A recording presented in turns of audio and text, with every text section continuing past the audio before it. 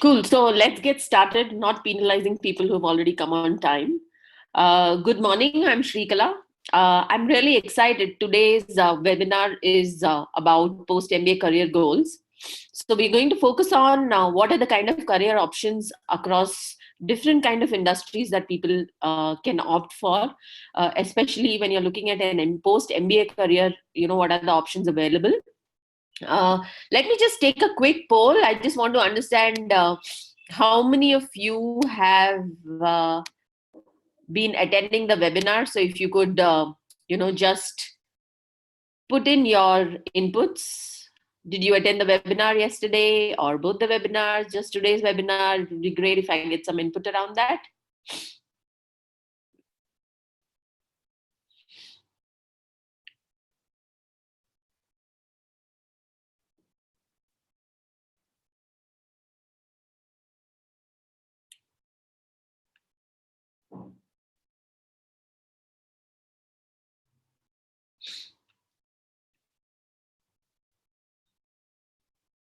Great. So I guess most of you have attended both the webinars yesterday. So awesome. I think all of you are really focused towards your MBA journey this year, right? So great. So some things that I would want to just reiterate from the webinars yesterday.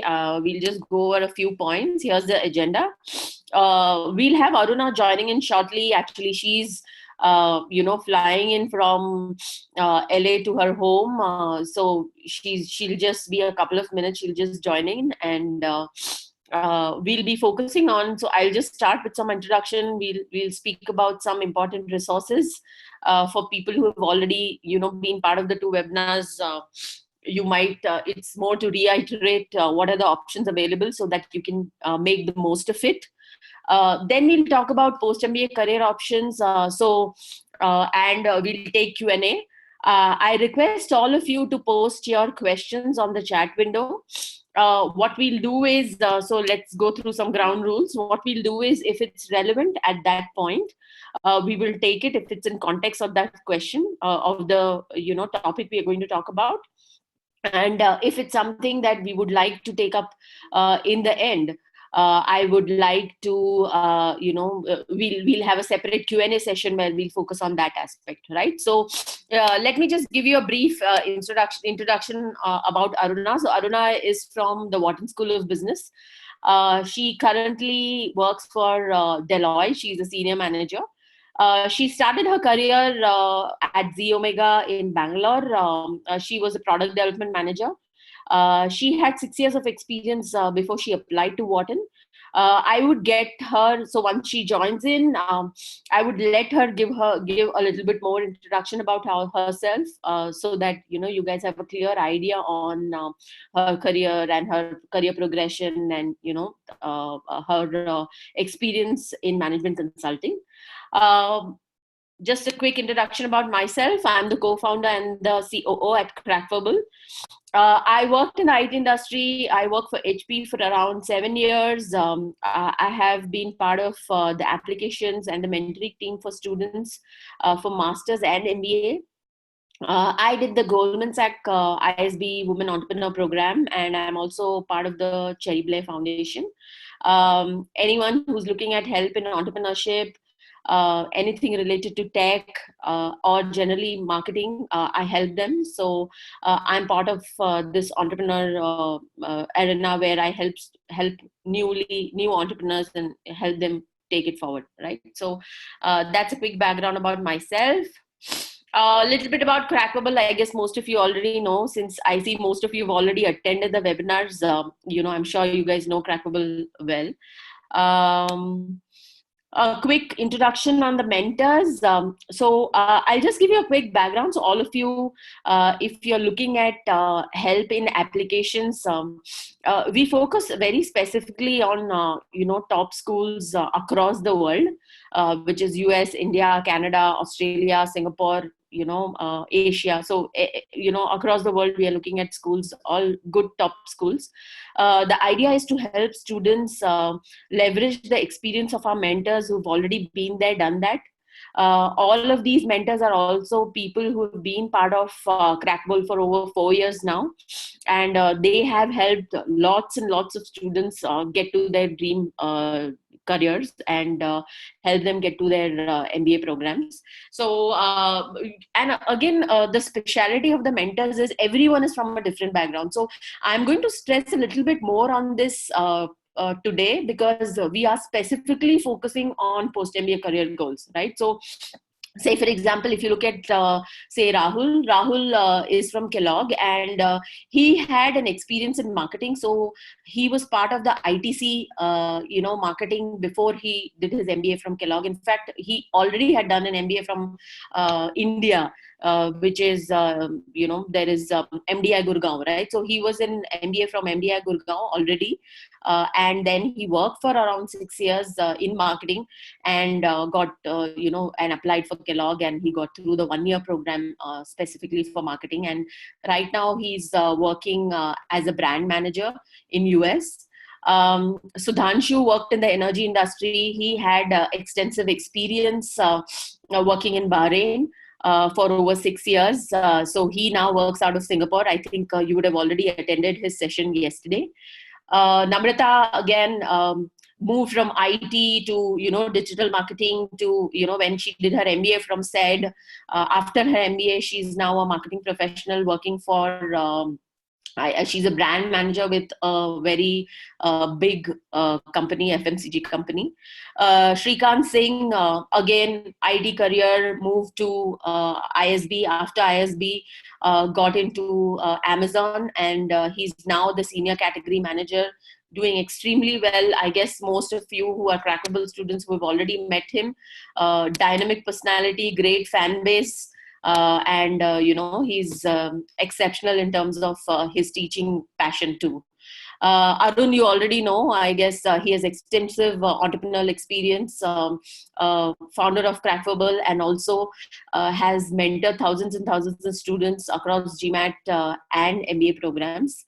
Akshay, who was in Bangalore, he is an engineer from MS Ramaiah College. If you guys have if you are from Bangalore, maybe you would know that. He did his engineering, and then worked for Nokia Siemens for a couple of years. Didn't like the technology job a lot. Moved into waste management. So he worked with some couple of NGOs. In fact, he focused almost 3 years post his Nokia stint working with an NGO. And then he applied to us. His complete focus was on social entrepreneurship, and he worked on waste management. In fact, he's also part of a TED talk on waste management. So you can just Google him, and you can even listen to his TED talk. Sannidhi, again, ISB, very dynamic personality. She's from she again had a stint before her MBA at ISB. Now she works for LinkedIn. She's the sales performance manager. So her major focus post her MBA is, so she worked for Coke also after her MBA, and then moved to LinkedIn. And her focus is mainly, she focuses on helping salespeople at LinkedIn doing better at whatever they are doing. So she actually trains people. She trains the sales people at LinkedIn. So that's the kind of background. And of course, Aruna, who's part of management consulting. So she has had extensive experience working with startups, as well as working across top companies like Deloitte. And I think her inputs will be extremely valuable once she joins in. Right. So just wanted to make sure I give you all this background on how are these mentors, and we've made sure that we get these mentors from different kind of backgrounds, so that when we are actually talking to people, or we are working with students from different backgrounds, we'd be able to help them and get these mentors to leverage their inputs to help our students, right? I would definitely recommend you to go to the Crackable YouTube page. It's youtube.com/user/Crackable videos. For all those who are applying this year, must watch the essay analysis by Arun on most top schools. So just make sure you go through that. It gives you a very good idea and what should be your thought process around looking at essays and how you should go about it. Please do make sure you go through these YouTube videos. Please subscribe to our YouTube channel so that you get updates on any new school that we are updating in terms of analysis. We've made sure that we've put in almost 25 to 30 schools this time, and we just want to make sure that anyone who comes and applies to these schools are very clear on what is required, right? Great ebooks available. I'm sure people who have attended the webinars, I would request you to go and go through this. A lot of finance options are available too. So a lot of people have been asking us about when an MBA, when we are looking at an MBA abroad. There's a lot of investment. In fact, not only abroad, even if you're looking at an MBA, say in India, say ISB, you're spending close to 35 lakhs, right? So obviously, it's a very big investment for everyone, and we understand that. There are a lot of finance companies that we can help you with. So we have made sure that we have connects with all top financial companies. So there's a company called Avance. You can look them up. They focus on giving student loans. Apart from that, there's Prodigy Finance. I guess they were part of a webinar sometime back. There's Empower. You can look at all those, financial companies and see if you need any kind of help, so that we can help you around how to go about it, right? Cool. So I want all of you, anyone who's confused about your profile, or you want to discuss a little bit, because see what happens is it's always very good, because in a webinar, since we are addressing a very generic crowd, and people can be of different kind of backgrounds, the possibility of taking very specific profile related questions might not be very possible for us, because we want to make sure that everyone gets benefited in webinars like these. So I would request you to go ahead and fill this profile evaluation form. Once you fill this profile evaluation form, what we do is we'll get somebody from our team to talk to you, and we can arrange a profile evaluation call with either me or some other expert in the team, and we can help you try and understand and give you a direction around specific questions related to your profile. So just make sure I've just pasted the link on the chat window. You can just fill in your details post this session, and then we can take it from there. Cool. So let me just check on Aruna. If you could just take some time to fill in this profile evaluation form. I'll just check with Aruna, because I would want her to just be part of this. She'll be just dialing in a minute. So let me just, if you have some specific questions, so just to answer Suash's yes, the webinar recording is available. Just give us a day. Tomorrow, I think all the webinars will be uploaded. Today, again, we have another webinar with Arun and Satish Selvadurai from ISB. Make sure you attend that. Today's webinar is a lot about the entire application process. A lot of students, across these webinars have asked us about what is the thought process behind, who should be our LOR, who should be our recommender, and how do you focus on letters of recommendations. A lot of people have focused on specific questions around their profile. What I would request you to since what we've also tried to do is in every webinar we have made sure that we stick to the agenda, because obviously every webinar has to be useful for you, and we don't want to repeat information, right? So we just want to make sure that it's benefited. So what I'll do is let me just if you could just take another poll. I just want to understand what kind of different pre-MBA functions are you from. If you could just if you're from technology, sales and marketing, automobile industry, manufacturing, real estate, finance, or others. So you can just type in so that we also get an idea. For people who are from the others, if you could just put it on the chat window on what kind of background you're from, so that we also get some specific understanding of what different. So it's interesting. I mean, a lot of people from all kind of backgrounds. So in fact, when I was creating this poll, I was thinking, okay, I've been talking to a lot of students doing profile evaluation for them, and I'm thinking, okay, people are from different. Ayushman is from entrepreneurship. Great. Awesome. What else? Okay. Family business, banking, I would say banking. Maybe we could put it into finance. Okay, law, corporate law, very interesting.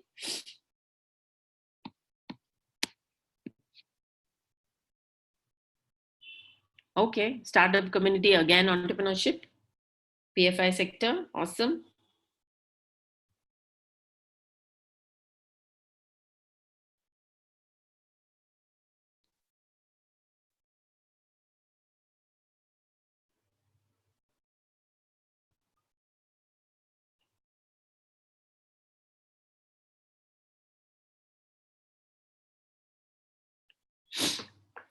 Awesome. I still have a couple of more people who have not put in. I would request all of you to put in so that I get construction.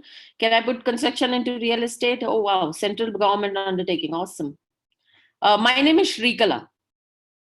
So, cool. So, Aruna is in. Hi, Aruna. Hi, Shrikala. Hey, everybody. Sorry, my flight was delayed, so I just kind of took a few minutes there. No problem. Thank you so much, Aruna, for joining us. Guys, Aruna is No here. worries. So, Aruna, I just took a quick poll on the pre-MBA function for most people who are attending this webinar. So, can you see the poll? Uh, Okay, so I'll just tell in around 54% of the people who are attending this webinar are from technology. Around 17% from sales and marketing, 3% from automobile industry, around 10% from manufacturing, 3 from real estate, 10% from finance, and a lot of people from entrepreneurship background. So yeah, so that's the background of the people who are attending this session today. Wonderful. Cool. So That's a good Aruna, if you mix. could, right. So Aruna, if you could just introduce yourself. I've given a little bit of background, but it would be great if you could talk a little bit about yourself before we start to. Absolutely. Yeah, I'll be happy to. Hey, everybody. Thanks for your patience and thanks for waiting in on this. I'm actually currently working as a senior manager at Deloitte Healthcare Strategy with their San Francisco office. So my 12 to 13 years of experience prior to and including my time at Wharton and in my post MBA career has been about 13 years, I would say. And all of this has been in technology, either with a startup or with a management consulting firm. My first 7 years, I grew up in India and I did my engineering in Bangalore. So, it's back in your neck of the woods. So I very much come from wherever most of you are. I did my engineering in Bangalore, and my very first job actually was as a co-founder, and I was part of the startup team for a healthcare tech firm. After about 7 years, I had some significant experience in product development around a niche area in healthcare, and this was healthcare focused on the North American markets. Eventually, after that, I went to Wharton for my MBA. I did another master's, and then I spent about 4 to 6 years in management consulting. Here, I focused mostly on healthcare strategy and strategic transformation kind of work. When you say strategy, a lot of it is operations, and some of it overlaps with technology implementations as well. I currently focus on helping my clients build Medicare and Medicaid products. When I say products, these are insurance products that are every year they release in the marketplace, and they kind of test for how they perform, and they either tweak the product or they we figure out what kind of benefits, what kind of doctor networks should be in and out of network. So that is the kind of thing we do, and some of my work actually overlaps with significantly actually with technology as well these days. So that's a big part of what I do. Apart from this, I've been fortunate enough to work with Arun and Shrikala. I was part of the very, very initial team that started working on some of the GMAT coaching and the admissions consulting engagements for Crackable and the clients. I still continue to work with them, on and off, though not in a very in a full-time role. Yeah, that's about my background, and I'll be happy to talk a little bit more about I'll probably play it by the ear, and I'll be happy to answer your questions. So what's next on the agenda, Shrikala? I know I just kind of jumped in here. Yeah, no problem. So, I don't know what we're going to talk about today is focusing on the post MBA careers. Mm-hmm. So what we've done is if you look at the slide, we have listed down 6 specific career options that people go for post their MBA. Mhm. So, we can just take it, topic by topic. So since, more than 40-50% of the people are from the technology background, and Yep. you also have experience with technology, let's take technology to begin with. Okay. Absolutely. So technology is a very interesting space today, more so today uh, than it was like 10, 15 years prior. I think after the dot-com bubble, and then, since then, there is a significant amount of work that has become more, technology is probably more global today, we are probably competing at a global level there rather than, it's not just North America anymore, even if you do your MBA in the US. Broadly, the kind of roles that you would typically find in technology has changed. Initially, so I was with the class of 2009 at Wharton, and typically some of the roles that I saw then have actually panned out uh, to more very focused type of functional roles in technology as well. Typically, I have seen MBAs post graduation. They go into corporate strategy and technology firms like Microsoft or Google or any of these firms. And the second most popular choice would be product strategy and product marketing.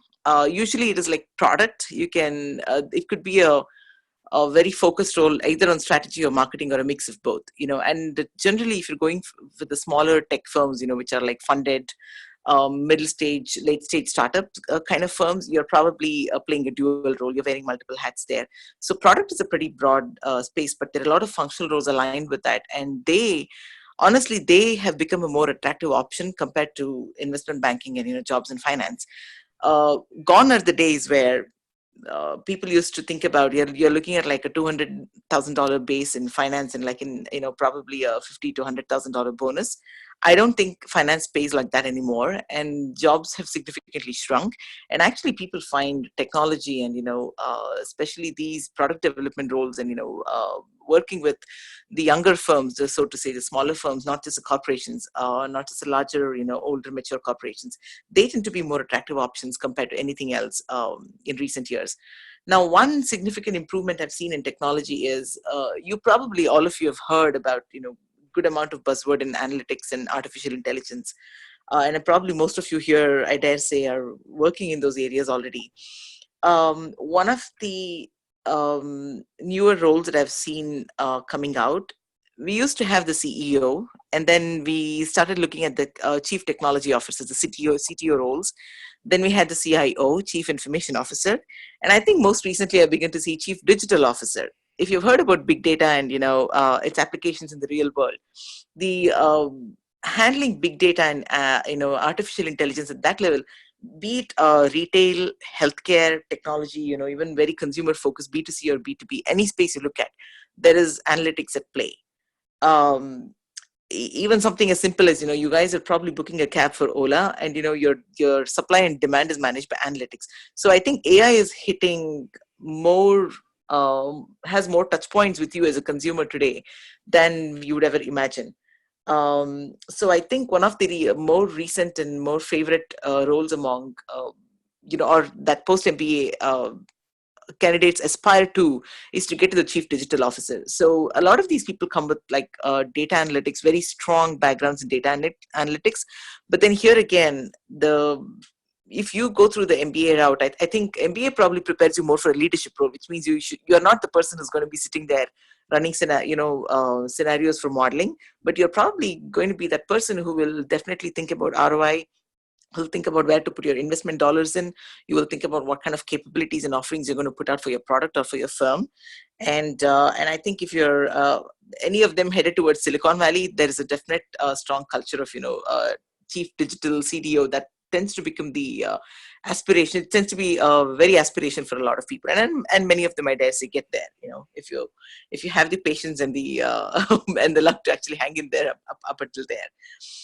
This again, other forms of this would be chief analytics officer. So the point here is really that AI and predictive analytics are playing a huge role in any sector, and technology touches every single sector. And at this point, I think there is recently there was an article actually from Harvard Business Review. It was not recent. I think it was a couple years old.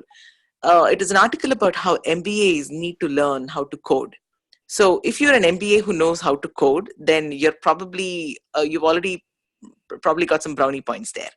So so in my perspective, I know that, the average applicant from a place like India or China, especially with a technology background, IT, etc., we tend to be over competitive. But the thing is, you have an edge, when you make it to a B school and you come out of with an MBA. So somebody who understands technology, who understands the concept of systems integration, who understands the concept of application of different technologies, and what is it used for, what belongs where, that kind of thing. And, how do you build to get to the next level? It actually helps you be a little more of a visionary when it comes to strategizing, with technology than somebody who hasn't come with that background. So I think it actually gives you an edge rather than think that we are an over competitive pool, that it's a cliched background. I'm actually beginning to think, it's something very powerful to have in your corner. And so the long and short of it, I still think technology is my favorite. And if I could go back and, redo my career, I don't think I would change anything about what I did. I spent my first 7 years in a startup. I barely made enough to, pay for my gas to go to work. I used to go from bus station Nagar to Baswantgudi, and that was a good long drive. But I think today it was well worth it. I think it's totally fine. I think I turned out well. So, Aruna, I had Yeah. just one question. So, before your MBA, you did handle some kind of product management with Z Omega, right? So, Yeah. how do you think, your perspective changes, post your MBA when you're looking? Because, it was a startup, it was more on an experimental thing because you had just begun, working, and it was more like a pre-MBA kind of a thing, right? So, Yes. post-MBA, what changes in terms of your perspective when you're looking at roles like these? Absolutely. In fact, that's a really good question. In fact, I think I still remember when I had my, first of all, when I worked at Z Omega, I was a product development manager, not so much in the strategic or, not market focused. I was more technical product manager. I was that person who actually managed the coding, the project management, the R&D, and putting the product and the basic rudimentary code together and, making product releases. The source code and then deploying them and then actually taking them through a UAT and all of that. God, I can't believe that I still remember those terms. But going to Wharton, I was about 28 years old. I had about 6 to 7 years of very, very solid experience, which the average 28-year-old who worked in Infosys or any other regular place probably didn't have that, because at my level, I was already hiring and firing people. Now, the good thing about my background was a lot of it was experimental, like you said. I just took a risk on everything, and I had no choice. Once you join a startup, you have no choice. You just keep going. It's like riding a tiger. If you get off, the tiger is going to eat you up. So you're probably, when I went to B school, I had a very strong technical background. I had an understanding of I had a very broad understanding of what it meant to work on a product solution versus just doing IT consulting. And I think I clearly remember back in the day, even Infosys had only one product. And we were one of the smaller firms that actually bet on open source software. And we already had a product that had like 3 or 4 offerings, like 3 or 4 capabilities. And I worked on a very, very niche area where we were just catering to a small group of hospital networks and providers, and maybe some health plan, some offerings that were friendly for health plans, that were user friendly for, health plans. When I went to MBA, what I realized I missed, and I wish I had the knowledge today. If I were to do a Z Omega all over, I think in my 7 years, I'd probably be making not just $3 million in revenue as we were. I would have been making $30 million in revenue, simply because I know more about the market. The whole concept of, when you develop a product, what market are you trying to address? Is the market large enough for you to address? These are the things you would think. These are the kind of tools you would pick up in an MBA in B school that will allow you to, or encourage you to think along these lines. Do you even want to invest your dollars, in developing this product? What is your competition doing? What is your product differentiator? And strategically, yes, today we are putting a product together for healthcare, but healthcare is very broad. Who in the healthcare market are you going to address? Are you going to build something for the doctors, for the clinicians, or are you going to build something for the non-clinician, service providers? Like the labs and anything else. So I think today, if I were to think about product development, I'm probably more strategic in focus. Like right now, I'm actually, I advise a few startups in the Silicon Valley area. I live in the Bay Area. And one of the startups I'm talking to has a solution that they developed. It's a analytics-based solution that takes in data from labs, and they scan the images and they come out with, they scan the images and look at patient records, and they try to flag down the high-risk patients who are at risk for Alzheimer's. Now, Alzheimer's and Parkinson's are like neurodegenerative diseases, right? And there is very little known about these. Really, medical science is still in the dark about these conditions. There is some enough knowledge to know that some types of people, some types of DNA and genes are at risk, but they still don't know enough to flag it down early enough. Now, as an MBA, as a product developer, when I talk to these scientists, there is something that I think about and they don't.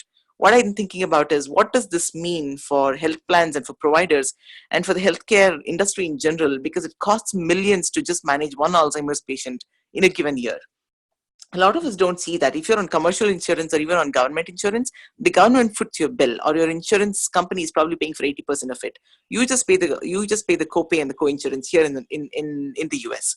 So think about it. If you have a solution or a product like this, and I'm already thinking about, I can sell it to pharma companies, I can sell it to labs, and I can sell it to imaging or medical device companies. So I'm already thinking about the ROI and how can you strategize, how do you position yourself in the market? And the definite differentiator is, I'm pretty sure there is no other solution like this in the market. Especially the way they do their data analysis. Some of the algorithms are patented. So that is what I'm thinking about, today. I don't know if I would have had this capacity for thinking through, markets and positioning and differentiators as I'm able to today. I don't think I would have been able to do this maybe 10 years ago. So I think that is where the difference is. You're still developing a product, but you're intelligently developing a product, and you're developing a product for a market. You're developing a product maybe that's creating a market in itself, so sometimes some of those leading edge ideas can actually get you there. The second part of it is, when you're developing a product, or if you're especially in the startup mode, you're also looking at like investors. Why would an investor care? Why would anyone want to invest in your, in this idea? And the thing is, developing a product takes millions of dollars. You do need money. You need somebody's money if it is not yours.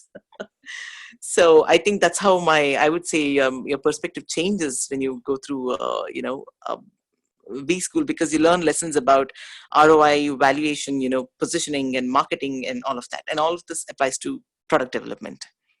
Right. Cool. Yeah. So, so I guess people in technology, you got a good idea on, how market works and how your perspective changes post MBA. Let's take, the second part, which is focusing on career prospects in sales and marketing. So Arpana, your thoughts on this? How do you think, MBA, the job options or the career options are post MBA for these kind of roles? Yeah. So in my experience, what I've seen is, I went to a school like Wharton, which had a definite reputation and a characteristically known for finance, for producing finance MBAs. So I would say typically a good number of people went into finance, into basic investment banking, post MBA associate jobs. About 20-30% of them ended up in finance, and another 20-30% ended up in consulting or in technology.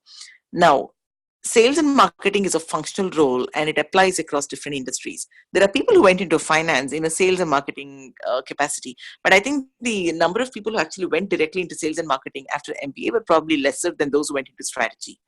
But again, it varies from school to school. Wharton tends to be more strategic in its focus. People coming out of Wharton, Harvard, they tend to look at more strategy. But then again, there is Kellogg, which is known for its marketing. Its MBA program has a definite edge in the marketing space. So there are probably people who come out of Kellogg and head directly into sales and marketing careers. Now, sales and marketing, you have sales and marketing roles in finance as well. Like if you go to a hedge fund, or if you go into a fund of funds or something, you could be the person who helps raise funds for that fund. You're raising investments for the fund, which is again, you're selling. Or you could be in a sales and marketing role in a technology firm such as Microsoft. You're probably more in, which probably means you're closely involved. You're not doing frontline sales, but you're probably laying out the sales strategy again. It is more strategic in nature, but you'll probably be, as an associate, you might start out as a you'd probably be reporting to a VP or somebody like that. And then eventually you will carve out a niche area for yourself as a leadership and role, in sales. Sales and marketing are a lot about relationships. When a salesperson leaves one firm and goes to another, usually the employer is like panicking because he takes all his relationships with him. And I can tell you how clients work. Selling and buying in the industry, any industry, is all about relationships. We had a VP of, in the previous firm that I was working for, and the guy quit, and I think our CEO was like totally panicking because we were a small firm. Our revenues were like 40 million, and this guy brought in 22 of that in the previous year. Just think about it. If he leaves, you're probably going to lose most of those clients in the next year or two. So ultimately, I think sales and marketing is a very, very people-oriented functional role. You got to be very smart at managing people. You should be able to, work the wine and dine scene, which honestly, I don't think I'm good at that. So I like to use my brains. I'm probably not that good at like selling. Maybe it's just my personality, but there are people who really love it and they enjoy it. So I think sales and marketing roles, you will see it across all industry, not just technology or finance. You will even see it in like anything else, retail. You could go into a Walmart, which is a purely B2C retail a corporation, and you could be in a sales and marketing team over there.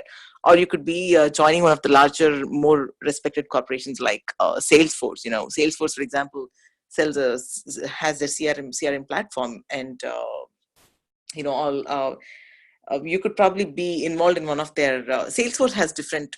They're organized by vertical. You have healthcare, you have sales for finance, you have sales for retail, and you have sales for like direct to consumer sales. So you could be any of those roles. The thing about sales and marketing is it's very sophisticated. At the level at which you'll be working. You're probably in today's world. You're using, and you should be comfortable with using tools. More sophisticated tools at figuring out where your markets are. You should be able to use like basic analytics tools, and you probably get some training on the job as well. But the thing is, what you do in sales and marketing today as a function is probably more sophisticated, and it's probably more interesting than I think than being in sales and marketing like 15 years ago. At least that's the way I see it. And the thing is, sales and marketing tend to have more travel. Management consulting also has regular travel Monday through Thursday. I think the next worst thing is probably sales. If you don't like travel, you want to stay away from consulting and sales roles, sales and marketing. Now, the marketing aspect of it is probably more interesting. It's a lot about positioning. If you're a person who loves story writing and, creatively, if you're thinking about yourself as a brand, you probably belong in marketing. That's what I think. End of the day, you will hear this a lot in B schools. Career management and your professors will keep telling you, think of yourself as a brand. Think of yourself as how will people perceive you. What are you projecting yourself as? What is the image that you're creating for yourself out there? I think if you are the kind of person that thinks along those lines, you'll be good for marketing.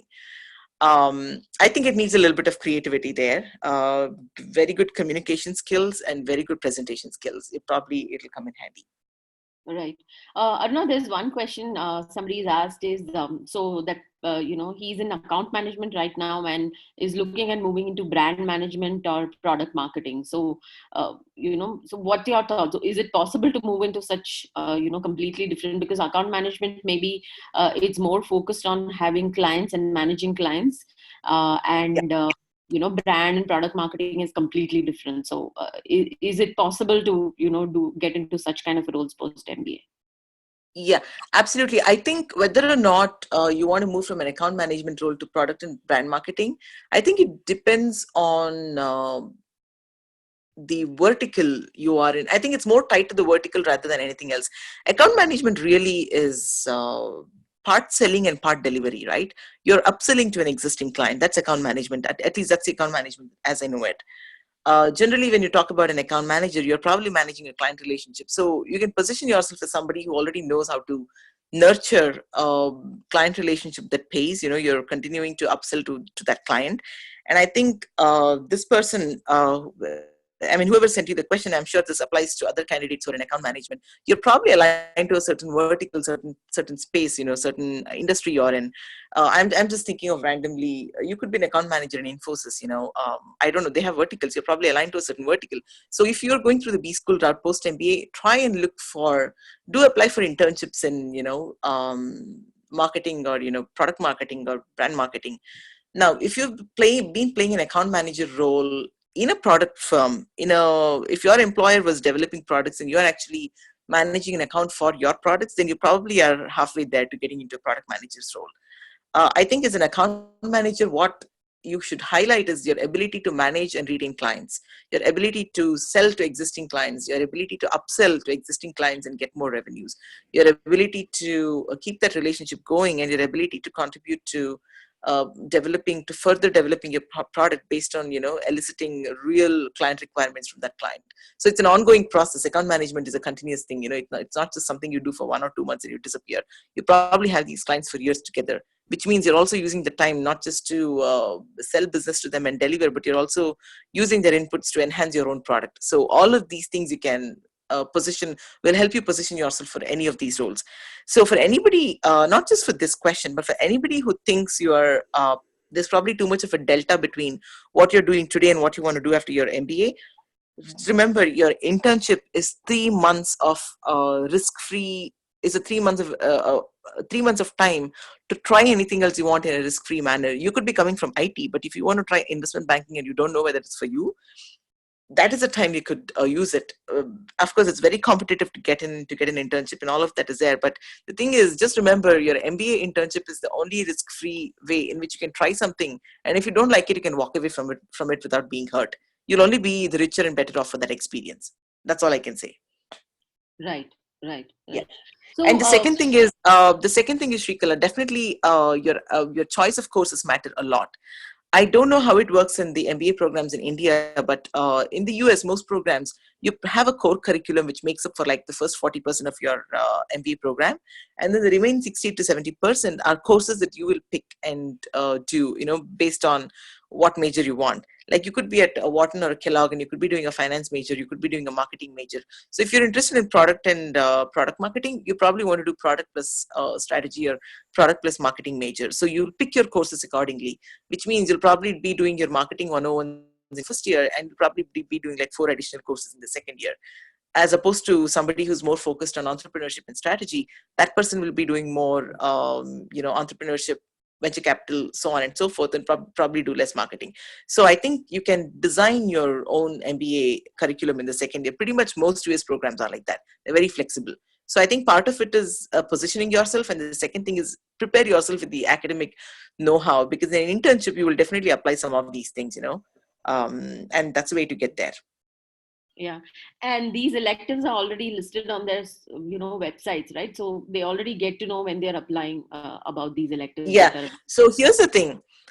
This is one area where a lot of candidates miss the ball. They drop the ball on this one, and I frequently advise my applicants when I'm working with them. When a school asks you, when you send your response to a school an essay Adcom, right? When they're looking at your application, your essays, they want to understand whether you have done your research enough to know why you want to go to that B school.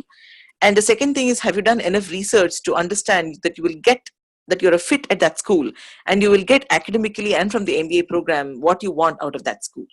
A lot of them don't do that homework. They actually don't go through the electives. And I can understand this because I ran into the same situation when I was doing my research. All MBA programs have pretty much like 80% of the courses appear to be overlapping, like they're common. But actually, if you look at the content and the way they're developed, this course content is developed, and how they're actually positioned, you will see the difference. So I was with the class of 2009 and the financial crisis happened, the mortgage crisis in the US happened. That was one of the worst hit batches for any B school in the history of this country, actually.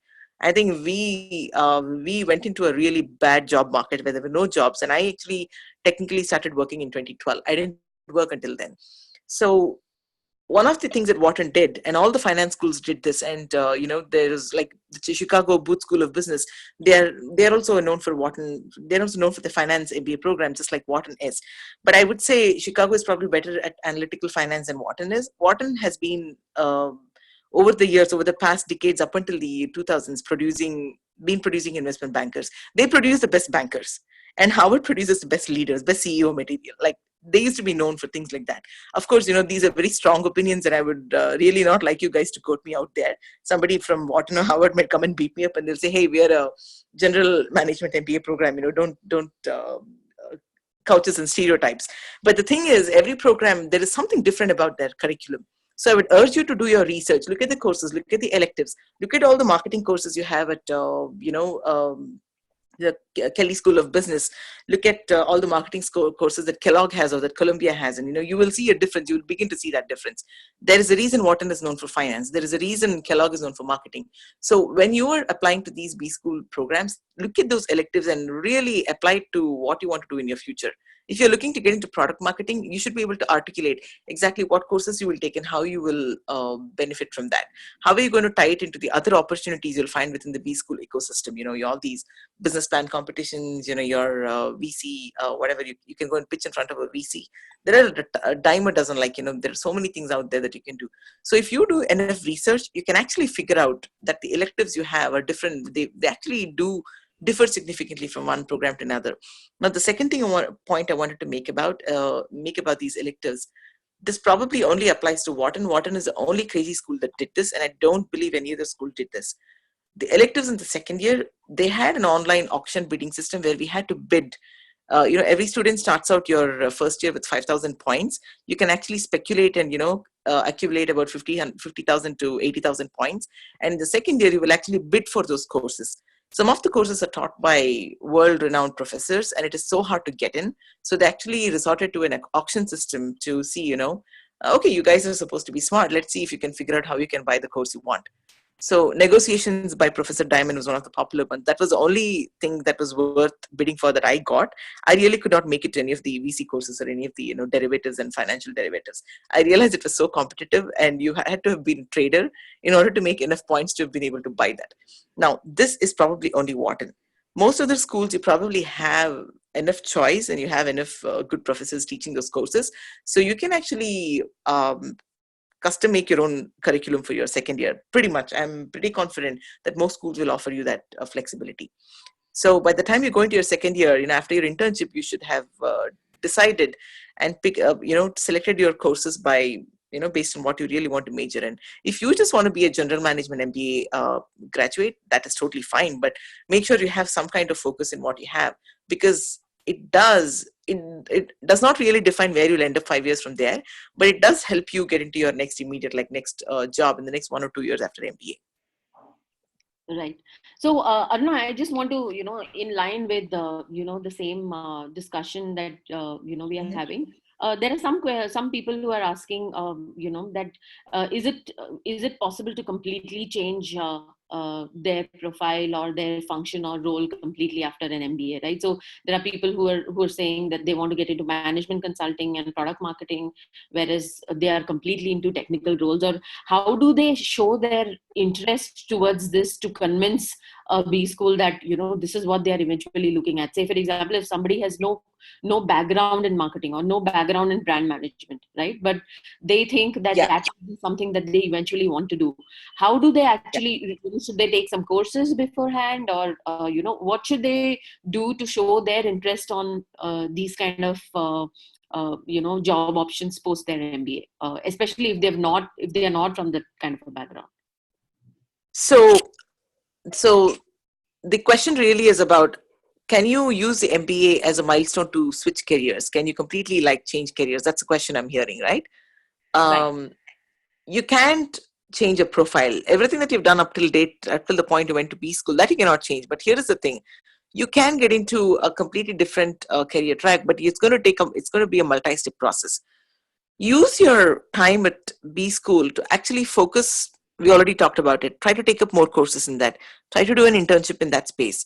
And eventually, believe it or not, the MBA is actually a critical game changer for a lot of people. And people have managed to change careers. People came from technology, they went into banking. People have come from finance and they went into nonprofits. And I can think of people who completely changed their careers and turned it around. There are people who came with the goal of and they were very vocal and verbose about it. Oh, I want to be a banker. They go to Goldman Sachs and they hate that place so much that 2 years later I see they're running their own firm. They probably started something and that guy is a struggling entrepreneur. Eventually the guy made it. I still keep in touch with him. But what I'm saying is the MBA is probably one place where if you want to change your career, it is possible. And I think a good number of people managed to do that. Now, the question I think is coming from a lot of us, especially in technology, right? You feel like you're caught in a rut, and it is a multi-step process. You have to do not just one or two, but multiple things and all simultaneously and parallelly, because those 2 years are enough time for you to actually build your profile and show that you're in earnest. You really want to do something new. Let's say you are coming from IT and you want to get into marketing. Let's go back to the same example. So use these 2 years to actually show that you are thinking about it, and you're also acting upon it. So maybe join one of these two clubs. You'll have all these student clubs in the B school environment, like in the ecosystem. Join one of them. People who want to go into consulting, they join the consulting club. Try and network a little bit with those people. See if you can find internships. And I believe it or not, people have to do this a lot, and they actually, in the whole it's such a fast-paced life. For 2 years, people forget something as simple as read articles, read what's happening about around you, current affairs, read what's going on. And you're sitting in an interview for a product marketing role.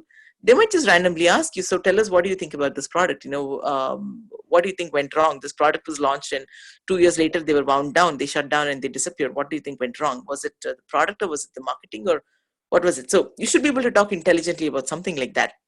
So please don't forget to read. Think about business cases and use cases. Try and find internships. Try and find experience. Even at least volunteer to do something for somebody, and participate in all these business plan competitions. Or you'll have other, like marketing club will have its own contest, just for the killing there.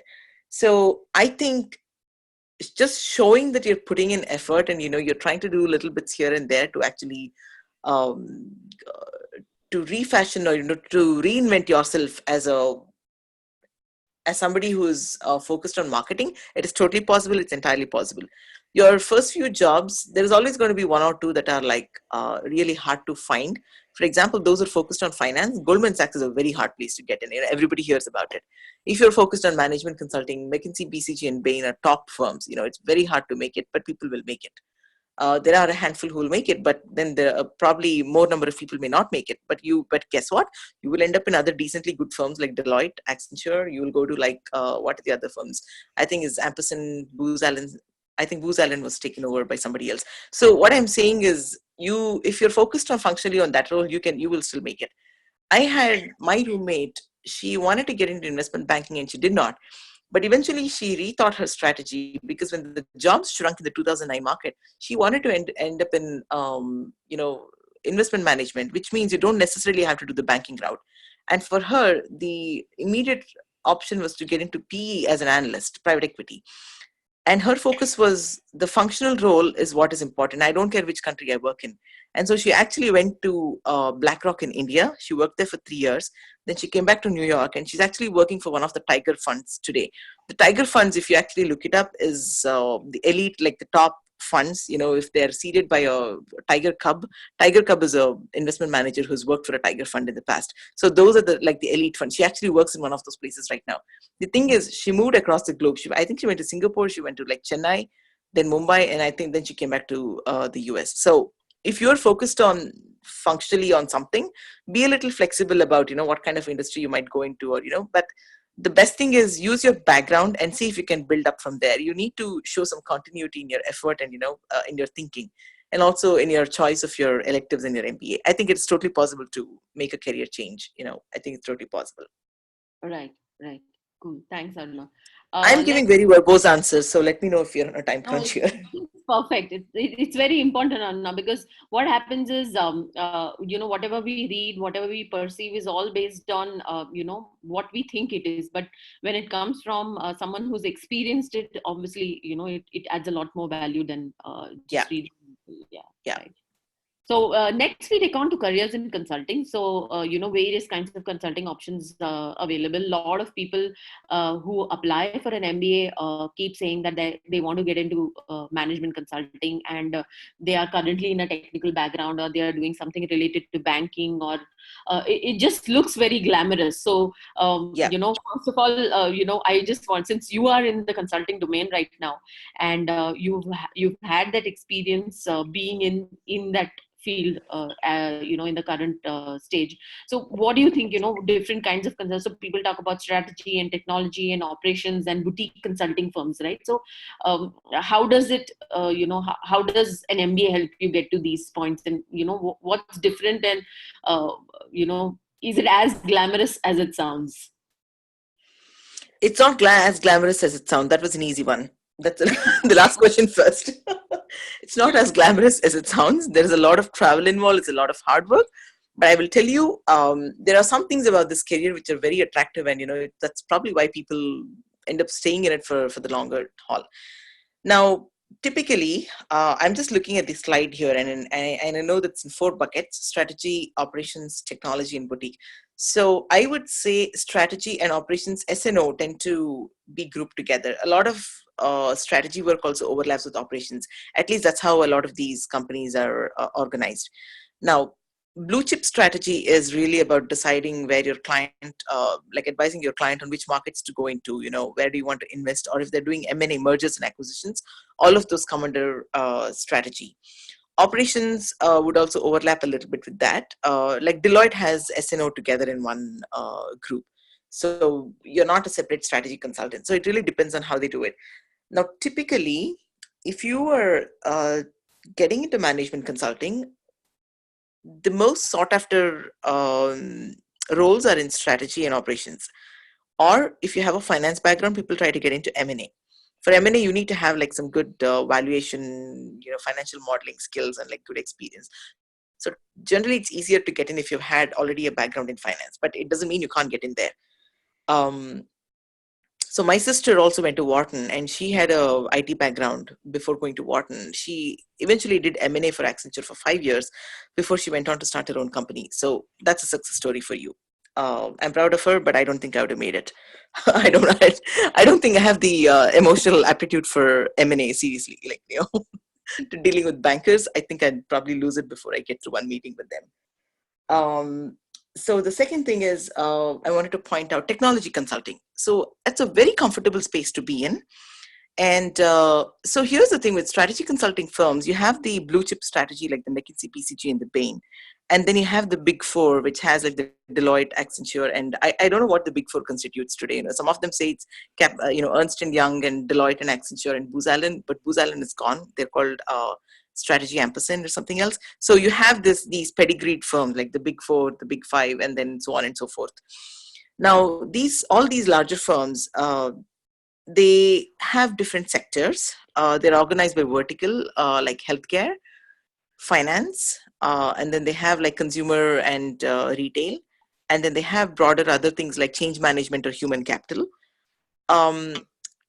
These are very large firms. The good thing about joining firms like these is you will start off as a generalist and you can work across different sectors. If you didn't like healthcare, you tried one in that, and maybe you could go to finance, consulting for finance clients.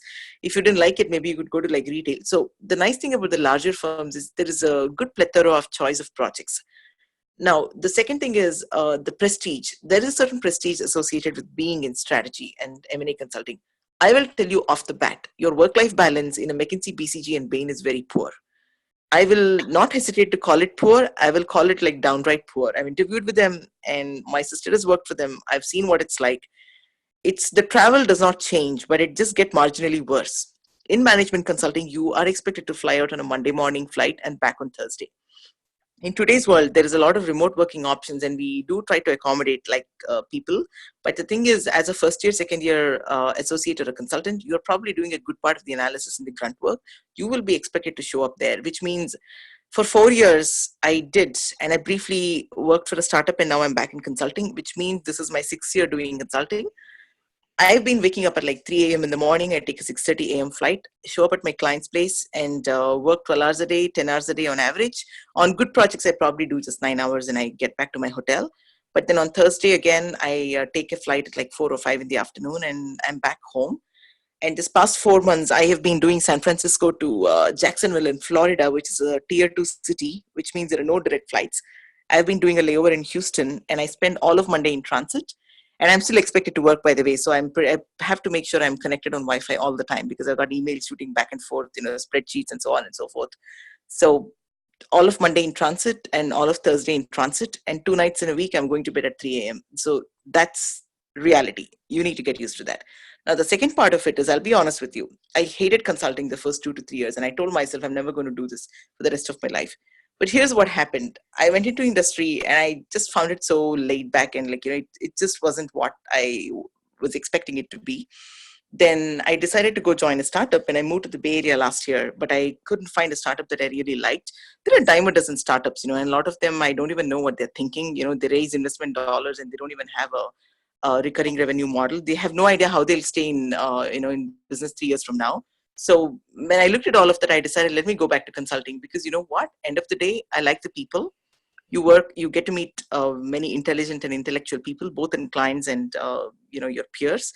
There is a diversity of opportunity at your fingertips. Like, the kind of projects you do are actually more interesting than the kind you would do in industry. And the second thing is people. Every team I work with are different. I never work with the same, usually I don't work with the same analysts or consultants or senior managers again. I'm moving on from team to team, which means you're building new relationships. The second thing is, if you go into pure strategy consulting, the exit opportunity is what makes it attractive. Most people who are in strategy, you'll slog it out 3 to 5 years. If you make it through McKinsey, BCG, and Bain, and if you survive and you don't die at the end of all of that, chances are you will end up in a corporate strategy of one of your client firms, which is a great place to end up in after all of that. That hard work is totally worth it. It's definitely glamorous. You get to stay in great hotels, and McKinsey probably still flies their consultants business class. At this point, I have status, so I don't know. I don't think Deloitte does business class anymore unless you're doing 6 hours and more on your flights. But the point is, you're doing all of this travel.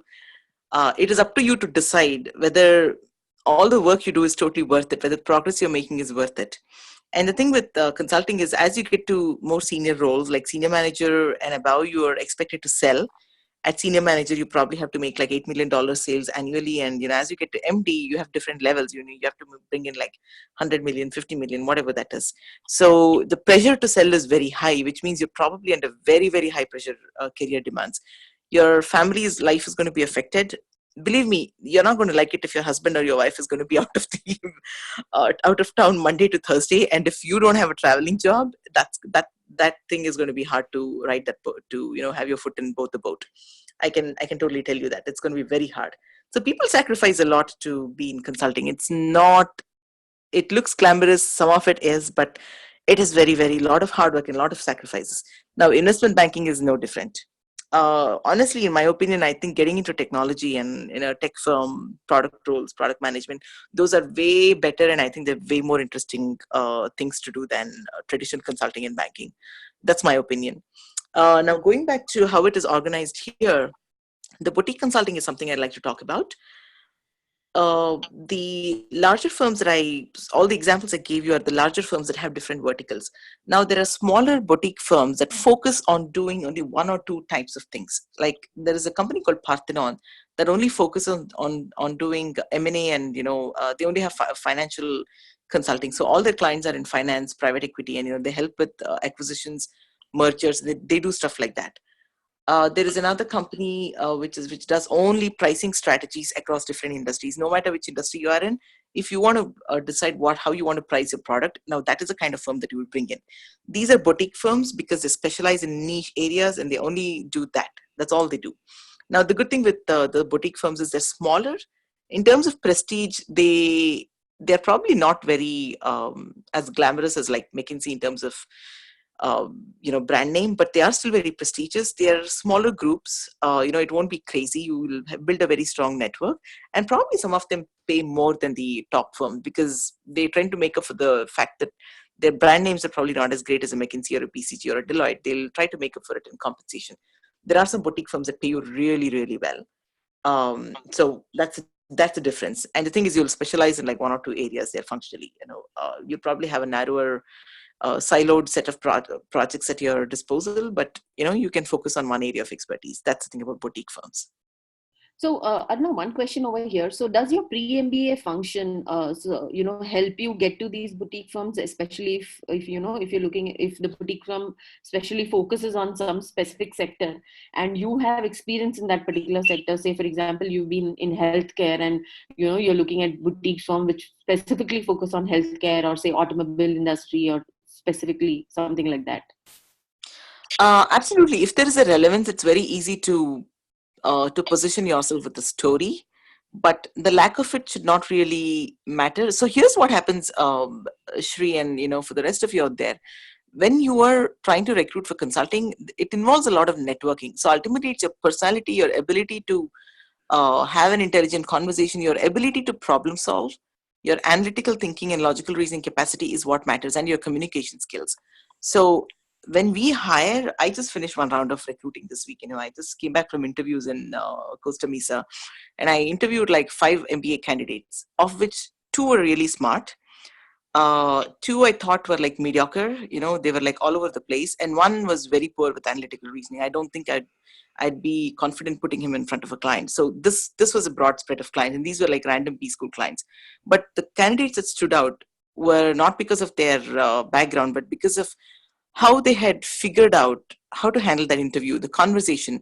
When I throw a problem at them, a totally made up case at them, you have all these case interviews and you'll have to prep for that a lot. So he was confident, and it was a problem that I threw at him, and I was observing the way he broke down problem solving. So these are the things that they look for. What makes you an attractive candidate for a consulting job as a post-MBA associate? Maybe what matters more is your ability to showcase your problem solving skills. And are you methodical? Are you is your presentation skills good? Are you able to communicate and think on your feet? I think these are the things that will really work in your favor. If you have a background, it's bonus points. Like I had a background in consulting, so it was very easy to sell myself the story. And I was one of the founding members of a tech startup. So for me, I could easily just walk into any healthcare job I wanted back then. I mean, I was lucky, it was a lot of hard work I did as a startup. I used to curse my choices then, but then eventually when I realized it helped me get a great job after MBA, I stopped feeling bad about those 7 years. So it does. Uh-huh. Sorry, go ahead. So in short, if you have a background in technology, think about the vertical you've been working in. Maybe you've been doing technology for finance, or you've been doing technology for fintech or healthcare, or like, retail, or consumer finance, or like trading or something like that. Maybe you were helping build those platforms, you were in a testing role or something like that. Try to talk about that vertical. There is a functional dimension, there is a vertical, there's an industry or a sector dimension. Sector is what you call it in India, right? They call it a vertical or an industry here. So think about positioning yourself. So right from now, and I think I've been using this word a lot, think about positioning yourself. How would you position yourself? I can go and apply I don't have finance background, like, in the real world, like I've done my finance and MBA and all of that, but I don't have a banking background. But today, if I were to apply to a private equity job, whether I get in or not depends on how I position myself. Picking up financial modeling skills and, all of that is not a big deal. I can do it. But what really matters is how am I going to position myself? I would say, hey, TMT, technology, media, and telecommunication. I have a tech background. And healthcare, vertical focus. I can help you buy and sell, and you're doing your due diligence for healthcare tech firms because I have a background in that. So that's how I'm going to talk about it. So constantly think about positioning yourself. Positioning is a key word. Right. One thing I just want to add over here is I was recently speaking to one of our students who was an MBA from Ross. And he got into McKinsey, into a consulting kind of a role. And he said top companies like McKinsey, they understand the value of, especially people from India who are applying to top schools, because the number is so less who actually make it to top school. It's almost like a 2% number that make into, getting into these top schools. So they really value, they know that these are the cream of the crowd who are actually making it. And they do hire a lot of, Indian population, Asian population for Indian and Asian candidates for such roles in consulting. Yeah. So I will tell you something. Indian candidates, whoever makes it to the top schools, it is true. You are the creme de la creme out of like 5 lakh students who applied. I mean, at the top schools, the number of applications coming in are probably 7,000 to 10,000.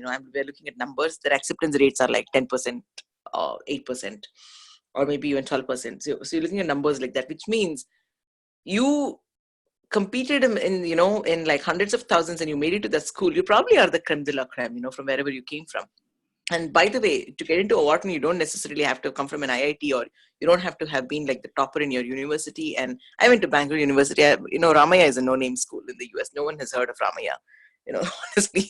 So, so I think the fact that, in my case, I honestly think my startup background is what really helped me get there. It's not like I had a pedigree or anything like that.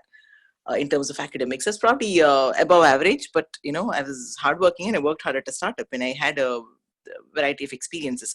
But the thing is, the secret here is McKinsey's and BCG's, they love people who come from India. So Asian students tend to make up about 40% of the class. In fact, there was recently somebody raised a ruckus over the fact that Harvard was consciously trying to keep the mix less than 45% because they realize if you look at purely meritorious admissions in a meritorious manner, I think Asians will outnumber the white folks, like our white people here, and the actual American people with an American passport will be outnumbered by Asians if you look at it that way. So they wanted to keep the racial and the cultural diversity mix. So they started cutting off at like 40 to 45%. They don't want to have more than that Asian number of Asian students in the class. What it tells you is that's actually good news. The fact that we're actually pushing them to do things like that. Typically, students who come from India, we are quantitatively very strong. Most of us have engineering backgrounds. Even if you did medicine and went to MBA, you still are very quantitatively inclined. We are used to competing in numbers, which probably means we're not afraid of competition. We take it really well in our stride, and we actually do well and we thrive in competition. And the third thing is analytical skills. You're quantitatively strong also means you need like basic logical reasoning and analytical skills. If you made it to any of the top 10, 15 schools, you probably are one of the best. So we make very good consultants. Now, the only thing where we lack is probably communication and, that style of, that understanding. There are certain cultural nuances of working with an American client. And, those are the things that you pick up. You pick this up with time, or those things only come with time. I can tell you that. There are a lot of things that they say and do today. And, even today, talking football, just to have a conversation with a client is the most boring thing and I hate it. But you know what? I'll probably talk football, and I'm probably mixing up names and teams and all of that together. But those are the littler things, the nuances of how to network and, relate to people. Those are the things which are easier to pick up, by the way. And I think Indian consultants within, coming from India are probably some of the favorites. So they do definitely like that. I don't think at that level anybody cares about where you come from, but typically you tend to see Asians in higher numbers simply because we tend to be more analytically strong and we tend to have better quantitative skills. So I think it ultimately boils down to that. Great. So it's actually good news. You have an edge already when you go into a school. So it's good news. Absolutely. So we get on to the next part, which is, operations. So, what are the career options? So operations involves, I guess, supply chain. It also involves, operation consulting, operations management. Say, for example, if you're looking at Tim Cook, right? He's the CEO. There's some reason why, he's the CEO right now, right? So your thoughts, Saruna? I think operations is a key component to any business, no matter which vertical, which industry, which area you look at. Like, for example, I'm advising a firm right now on as part of my consulting engagement. They're being weighed down by operational overhead. I think operations consulting plays a big part in operations itself plays a big part in the growth of any firm, whether you're early stage, whether you're a startup, or whether you're a mature corporation. It's about making it more efficient. It's about cost cutting. It's about how do you automate things. I think operations is, I mean, the word speaks for itself. It's there everywhere. So if you have a liking or an affinity for specific areas like supply chain management, I mean, those things are always in demand. There are newer tools. You just have to keep upgrading yourself on the kind of skills and tools and what they use. But I think the models around improving operational efficiencies tend to evolve and mature with time. But the basic theories and models on which you're based off of tend to be more, you probably have already learned them in B school. You'll keep applying them over and over again. I think gaining experience in operations is a very important thing. Now, a special note for people who are looking at entrepreneurial long-term goals. If you want to start a company on your own, you had better learn how to manage your operations efficiently. That is a key thing. You could be a company that has a great product. You're probably selling to like tons of clients and you're making $100 million in revenue. But guess what? When you're going to, when you're looking to be acquired or you're looking for an acquisition or a merger with somebody else, guess what they will look at? They're not just going to look at your revenues and your margin, your profits alone. They will look at profitability. And this is where your operations are key. You have to manage your operations in such a way that your performance metrics are met, your KPIs are met, and operationally you're very efficient. Your profitability should be at par or better than the benchmarked average in the industry. So I think no matter where you go, developing skills in operations is very good. And no matter which industry you start out in, for an entrepreneur, it's important to develop operational skills. So a lot of people who come through technology backgrounds do end up in CEO roles, like chief operations officer, because it's about ensuring your infrastructure, your people, your resources, and everything is in place. I think it's a key skill to have. It's a good skill to have if you want to go out and start something on your own. So people who go into strategy consulting, a lot of them end up in operation-specific consulting engagements, and they eventually end up in CEO roles after that, when they exit the firm, consulting firms. Right. So, by the way, I'm just talking here. If there's anybody here who, probably disagrees or, want to add to it, please feel free to talk. Yeah, so Arna, what I'll be doing is we'll be taking in questions at the end. So once we go through the, all the specific career paths, we will be taking in relevant questions at the end. Yeah. Cool.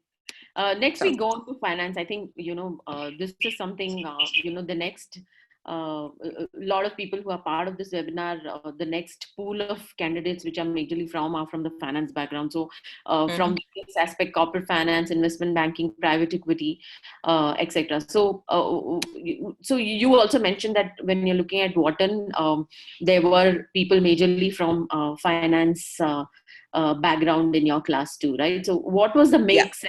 What's the number of people? What's the number? What's the class size at Wharton? Was the class size at Wharton when you were there? So Wharton, when I was, and I think it still continues to be the same. It's about 1,000. We were about 975 the entire first year.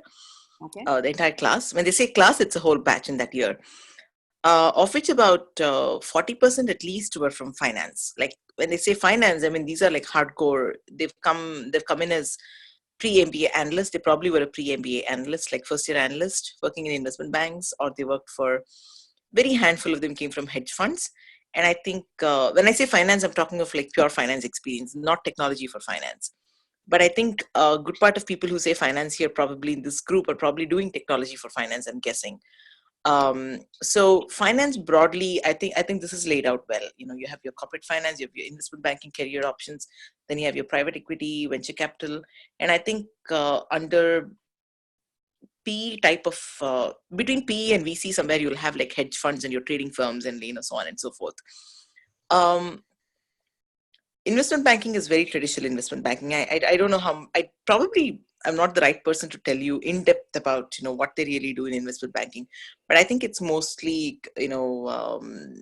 sales. You have the sell side, buy side, like, you have research and analysts. They could be working with foreign investment bank, or they could be on the other side, where they're helping others raise funds or, making investment decisions. And then the subcategories would be more like family wealth management and private wealth management. Also, that's what they call it. And then investment management, where you're raising institutional money and investing in other firms. Or you could be a hedge fund, where you're raising institutional money or even investments from individual rich clients, and you're investing in trades, stocks and shares. You could be going long, you could be going short, you could be doing options, stocks and bonds, and mix. It's like any number of combinations. Now, one of the key things I would like to point out is venture capital. Private equity, typically people with investment banking background end up in private equity. And then VC, also you tend to come either from a banking or an M&A background. Or you could also go from management consulting, strategy, and M&A into VC. It's a pretty familiar route. The other thing is, if you have been a successful entrepreneur and you have successfully sold a startup, now that is another way to get into VC, because chances are these people probably made a good deal of money. They've gone through the whole phase of pitching to investors, and they understand what goes into due diligence, and they understand what to look for when a VC firm is looking to invest in a portfolio firm. So part of VC firms and PE firms is they build a portfolio. So given the phase of the growth stage of the firm, you could be taking for investments from either a VC firm, or you could be taking it from a PE firm. So PE is usually growth stage. They come in into a company that's already, been in business for like 10, 15 years. They'll invest, maybe the company is making 100 million in revenue. They'll invest and they'll take it to a stage where they're probably making 500 million in revenue. Then they take their redemption clause, they'll take the money and they get out. So that's what they do. Now VCs are probably more in, they're taking higher risk, so they come in and they part with equity and in return for money, and that's a model they follow. So yeah, I probably will not dwell too much on finance because I don't have much of a background. I really didn't work in any of these areas, but typically I can tell you it takes a lot of wining, dining, and networking. You really have to know what you're talking about and to have an intelligent conversation with them. Read your Wall Street journals, read the news, be constantly in on the news, understand what's going on in the markets, try to read and understand the markets, the S&P, how those indexes move, those basic things. Outside of what you learn in the classroom, there's a lot of reading and, networking to be done. But guess what? Some of these are high paying careers, it takes a lot of hard work.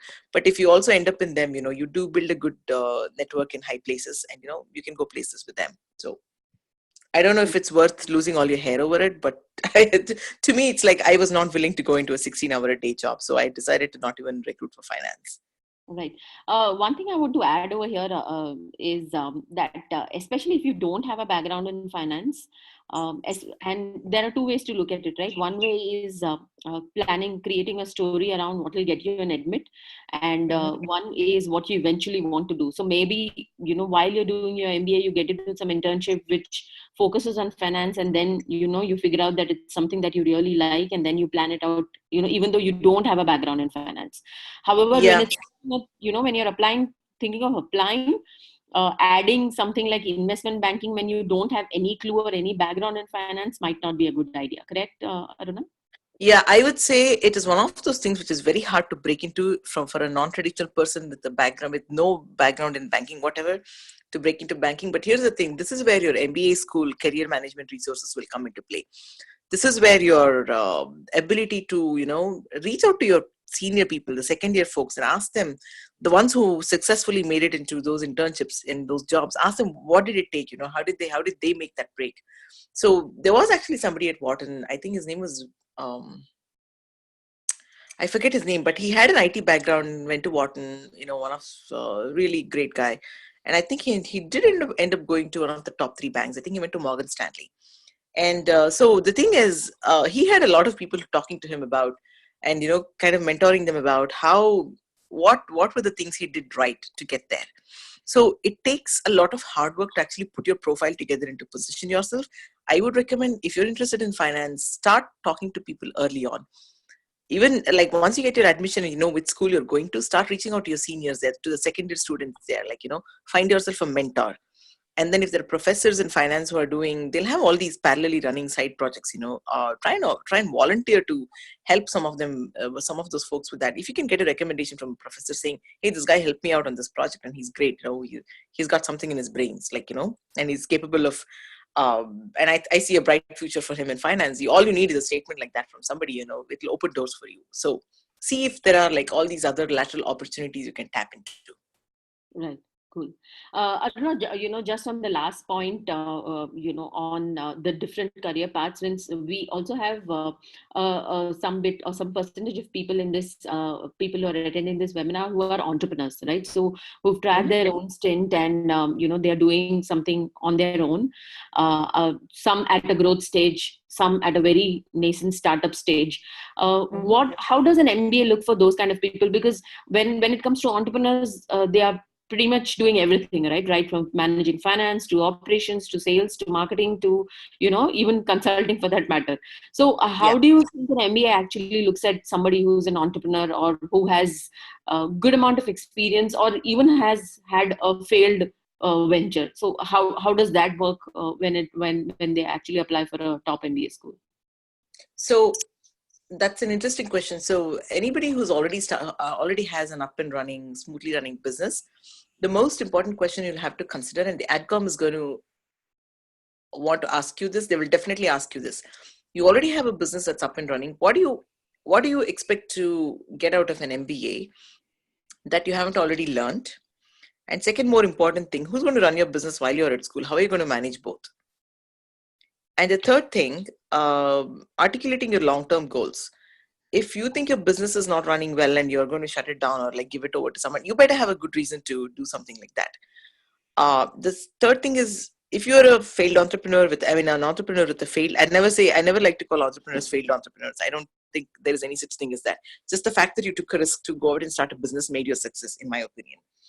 An entrepreneur who's probably had a failed venture, that's probably, I'd say in a way, B schools are interested in them because they want to know how you perceive your failure and what you learn from it.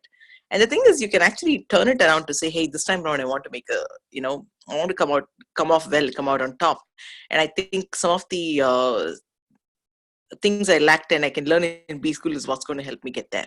So the big question for entrepreneurs is, you will have to explain how and why the timing is right for you. While you're running a business that's already making money, what is it? What are those reasons that make you think you need an MBA now? What are you going to do with your business? Who's going to run your business while you're at B school? Are you planning to manage that and this together? Do you think you'll have enough bandwidth to manage all of that? I think these are some of the questions you'll have to ask. And Now, more if importantly, who's going to pay off the loan? Yeah, all of those things will come. See, the part about paying off the loan, it's understood if you go to B school that you will come out with a great job and then you'll pay it off. I think what they're really looking for is, are you really thinking your decisions through? Are you thinking rationally? Do you know what you want? Do you know why you're doing your MBA? Or they also look for people who are like, who just started off something just to put it on their profile. Maybe they spent 2 years in a startup, but the startup really wasn't their goal. It was just a means to the end. They want to look at candidates who are serious about it, not just somebody who's being flippant about it. So, and it's possible that maybe you're an entrepreneur who started it and you regret it and you decide, okay, this entrepreneurship is not my cup of tea. Maybe I'm good at something else, let me get into this. It's totally okay to do that. But just make sure your story is well connected and well articulated. That's about it. Cool. So thank you, Aruna. Before we start taking up questions, let me just go through one more important thing. So people who are all attending this webinar for the first time, please, so all these post-MBA career options and data around that is compiled and collated in this online course. So just use the Crack MBA, what is this? Okay, Crack MBA 2018 coupon code and go to this link. You can just take it, use it, use the whole course for $1.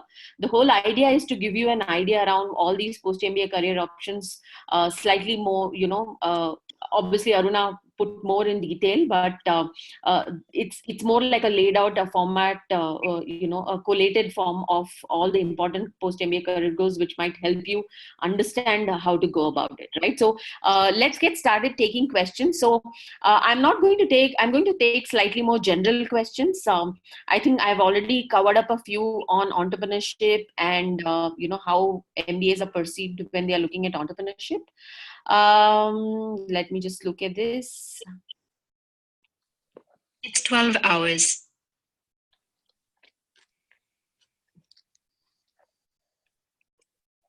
Okay, I'm just going through the questions. I see, some questions which are very, very, not very generic. Okay, so there's one interesting question. So how do B schools look at students who are slightly older applicants, like more than 7-8 years experience, over 30 in terms of their age? How do B schools actually look at those kind of candidates? Let me take that one. So here's the thing. B schools, if you look at the average age of the applicant in the 90s and the 2000s, the average age was more like 29, 30. I was actually the median, and I was 28 or 29 when I went to B school. And over the years, B schools have realized, and I think this is part of when they look at like successful profiles of successful people, right? The thinking has been a shift in, there's been a shift in thinking, there's a paradigm shift in that. leaders are not just made of experience. Leaders are born young. That's what they're beginning to believe in. And they've realized success is not just related to experience, but if you start them off young, give them a launch pad like earlier on in their careers in their 20s, that's the time when they have energy and, to build and experiment. And, so the trajectory will be steeper and they probably reach greater heights. So I think that's the thinking that went behind when B School started taking students in younger. So today the average age of students has probably significantly gone down by like 3 years, per school, whatever. I think the average at Wharton is probably like 25 or 26, 25. I wouldn't be surprised if it's anything less than that. Now, what you do need to be aware of is most of the B School programs, they do offer your executive MBA options. They're not necessarily part-time MBA or a shortened MBA or whatever. You have those versions. Kellogg has a 1-year program, but Wharton has an executive MBA program which has exactly the same curriculum and options as the full-time MBA program, just that they conduct the classes on the weekend, which allows you to continue to hold your job. And what they will do is when an applicant is more than 30 or even 29, 30, and if you already have been a like manager for a few years, they'll try to steer you towards the executive MBA program. In a way, yes and no. I think it's good and bad. Now, if you're looking to switch careers, go into a full-time MBA program, you're probably going to have an uphill task convincing them why you need a full-time MBA program, but it doesn't mean they're not going to take you. So when I was at school, I think the oldest student was probably 40 years old, 39 or 40. So there was a handful of them who did manage to, but those are the outliers. That is not the norm. So expect that that B schools they may not decline you, but if they have an executive MBA program, they may try to steer you towards that. Now, do your research in the executive MBA program as well. If you think it does not fit your needs in terms of time commitment or, anything else, feel free to articulate that. That's the way you are going to place your case. And one thing I can tell you is the amount of time, this probably people don't realize this from the outside, the amount of time you get for networking and to build your relationships, which are very, very valuable. And these are the things that will take you to a successful position, like, 5 years down the lane. The time you can devote as a full-time MBA program student is way higher than the time you will get in an executive MBA program. In any MBA program, you're probably working, and you're probably, if you're already a manager, I'm guessing you're old enough to have been married and you probably have kids and family. You're juggling too many things. I don't think you will have the time for wine and dine events, and you'll not have the time for networking events. Ultimately, it'll come down to the academics, and maybe you'll have some networking, and also there'll be restrictions in EMBA programs, like the executive MBA programs. If your employer is sponsoring you, you cannot participate in recruiting activities with other firms. You'll have an obligation to go back to your sponsoring employer. So it depends on your relationship with your employer. It depends on what you want to do. So I think you can articulate all those reasons and, you can tell them, hey, it just makes sense for me to go to the full-time MBA program. But overall, I think do expect that there will be an attempt to steer people towards the EMBA or the other alternative programs, executive programs they have, as opposed to the full-time MBA. Don't be disappointed. The top schools are a little more picky about it. But I think if you have a good choice of like 4 to 5 schools, you will definitely get in somewhere, So what I'm trying to say is all is not lost if you're 35. So don't worry about it. Okay. So there's one more question, Aruna, where somebody is asked on how to be sure about the post-MBA career if my post-MBA career role falls in lines with what is expected by the Adcom.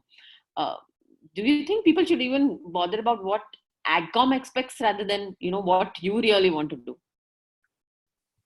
Yeah, I think that's a good question. And I've been repeating myself like a parrot to all my clients. Don't put something there that you think the Adcom wants to see. The whole purpose of all these essays and, getting you to answer all these number of questions, write out your career goals. I think the real purpose is to see who you are as a person. What plans do you have for your life? I'm interested in knowing that. I'm not interested in reading an answer that you wrote out because you thought that's what I want to see. No, I don't want to see every candidate who comes here wants to go become an entrepreneur. That's not what I want to see. I want to see what your background is. Are you thinking about it? Have you given it enough thought? Are you actually working towards what you claim are your goals? Or if you're somebody who's suddenly had an epiphany and realized, what you've been doing the last 5 years is not what you want to do in the long term, what is your rationale behind that? Are you able to explain that and articulate that properly? So I think it's better to articulate goals that will allow you to connect the dots from your past. So if you've never done entrepreneurship, nothing like that in your life, and if you're just talking about it in an essay, it'll come off as like a little bit, you haven't it'll sound like you just woke up one day and decided to be an entrepreneur. So you don't want to come off as something like that. So I would say at least try and relate it to the industry you're working in. Show that you've learned some lessons, maybe you've seen opportunities there, and these are the gaps that I want to fill, and I think maybe I should have a business of my own, and this is the reason, XYZ, whatever, this is the reason I think this is what I should be doing. You should have a story that connects the dots. So I think that's important. Right. So definitely don't write something that you think the Adcom wants to see. I've volunteered for Adcom when I was at B School or reading essays. So when you submit your application, the second year student volunteers are the ones who read your essays, and they will filter out like 50% of them. The 50 that gets rejected, the Adcom will go through those essays again, and they will try to filter out some more for interviews. And then eventually there'll be like 10-20% that will never make it to even to the first round of interview. Those will go out the windows. But what I'm saying is, I read about like 200 applications, and I was done by the time I got through 20. It's like at that point, you have to have a really good essay for it to stand out in your mind at the end of the day. And I'd be like, hey, I remember that candidate. Maybe that's somebody who would be like to interview. So think about it. You're dealing with Adcoms who are reading the same cookie cutter stories in and day out. So don't do that. Don't put in something that you think the Adcom wants to see. Put in what you really want to do, or put in something that it'll appear, which shows that you've been thinking through, and you can connect the dots in your career, your choices, your decisions, and your future goals. Right. Thank you, Aruna. So just one last thing, before we close this session for the day. There are a lot of other questions, but I see that most are very specific and not very generic questions. I would suggest you please fill up the profile evaluation form on the link that I provided on the chat window, so that we can help you out with those questions. Just one thing, I wanted to talk about before we close. Some key takeaways from this session was, one is focus on what you really want to do. So one thing that Aruna mentioned is about trying out different kind of internships, which can help you kind of figure out what you want to do, or what you don't want to do, right? So that could be one good thing that you can try out if you have some time. If you're planning to apply maybe this year, next year, if you can try out some internships to figure out what you really enjoy doing. Two is research, right? So see, simple questions like product management versus project management, all these are available online. You just Google it, read up. I think you should be able to get an understanding of those aspects. In terms of your career goals, remember, it's yours, which means you have to figure out, you have to plan out. We are there to help, give you the right direction, give you some thought process on how you should go about it. But ultimately, you are the people who have to run with it, right? So make sure you put in a good amount of effort and research around it. MBA is a very expensive course, which also means you also have to make sure that you make sure it's the right decision. The effort has to be, it's not like doing in any engineering degree, right? It's something that's going to change your life, right? With that much of investment, it's almost like forever, right? So you just want to make sure you do your research and align your thoughts around it. Lastly, thank you so much, Aruna, for joining us. I understand we just got you in the wrong moment. You just landed, and no, that's fine. Webinar. Thank you so much, all of you. Just make sure that you fill up the profile evaluation form so that we can help you out. And thank you, Aruna, once again. Thank you so much, guys. Thanks, Shrikala, and thanks, everybody. I'm sure there'll be more questions coming in, but I'll stay connected with you, so I'll be happy to answer anything more that comes. Yes. Thanks a lot, Aruna. Thanks a lot, guys, and please attend the webinar today at 4:30. This is with Arun and an ISB alum, Satish Selvadore. They are going to focus on what admission committee actually look for. They're going to focus on essays. They're going to focus on letters of recommendations, key points on what is important when you're looking at, planning your MBA journey. So make sure you attend the 4:30 session today too. Cool. Thank you so much, Aruna. Thank And you. thank you all of Yeah. you. Thank Bye. you. Bye.